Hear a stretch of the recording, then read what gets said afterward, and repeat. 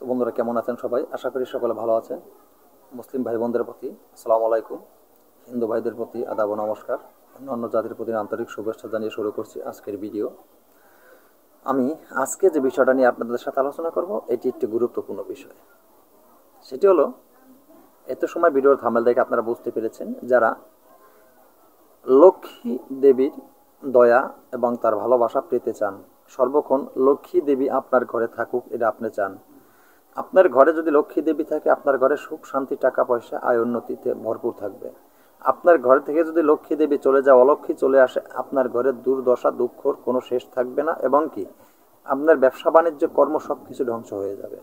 তাই আশা করি অবশ্যই সকলেই লক্ষ্মী দেবীর ভালোবাসা এবং লক্ষ্মী দেবীর সুদৃষ্টিতে থাকতে চান। তো সেই ক্ষেত্রে এদিকে লক্ষ্য করে আজকের এই পাওয়ারফুল এই মন্ত্রটি, না এখানে কোনো মন্ত্র নাই, কিছু টিপস আমি আপনাদেরকে দিব, টোটকা। এই জিনিসগুলি যদি আপনারা যার যার বাসায় বসে কাজগুলি করেন, লক্ষ্মী দেবীর সুদৃষ্টিতে আপনি থেকে যাবেন অবশ্যই।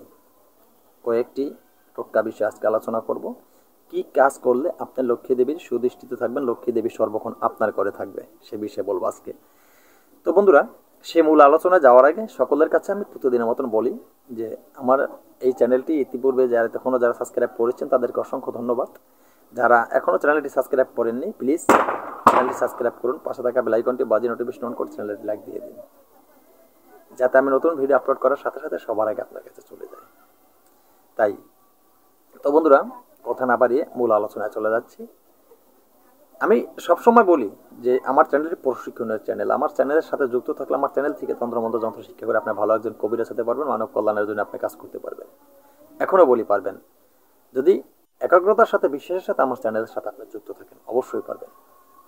তো আজকের প্রথম আলোচনা চলে যাব, কথা না বাড়িয়ে। প্রথম আলোচনা সেটি হলো, আপনি প্রতি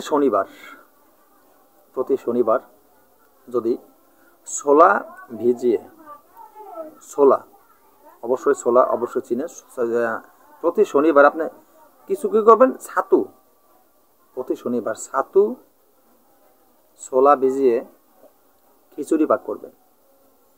ছাতু এবং তার সাথে ছোলা মিক্স করে খিচুড়ি পাক করে খাবেন, লক্ষ্মী দেবী সন্তুষ্ট থাকবে আপনার প্রতি। আবার আপনি প্রতিদিন ঘুম থেকে উঠে আপনার দুটি হাত প্রসারিত করবেন, প্রসারিত করে দুটি হাত সামনে প্রসারিত করে চুমা খাবেন, লক্ষ্মী দেবী সন্তুষ্ট থাকবে আপনার এই কাজে।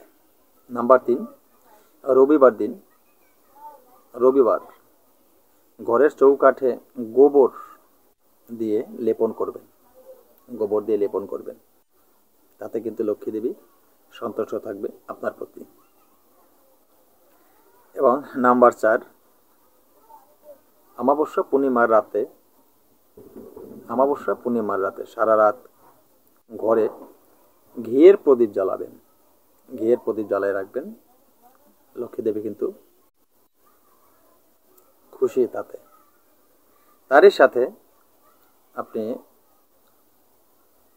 দক্ষিণ দিকে মাথা রেখে আপনি প্রতিদিন শয়ন করবেন। দক্ষিণ দিকে মাথা দিয়ে আপনি শয়ন করলে তাতে কিন্তু লক্ষ্মী দেবী খুশি থাকেন। এরপর যেটা হলো সেটা হলো, আপনার বাড়ির পূর্ব দিকে আপনি চাপা ফুলের গাছ রাখবেন, বাড়ির পূর্ব দিকে রাখবেন বা ঘরের পূর্ব সাইডে রাখবেন। যদি এভাবে আপনি রাখেন, আপনার এই লক্ষ্মী দেবীর সুদৃষ্টি সদা সর্বদা আপনার প্রতি থাকবে। তো বন্ধুরা, এই যে বললাম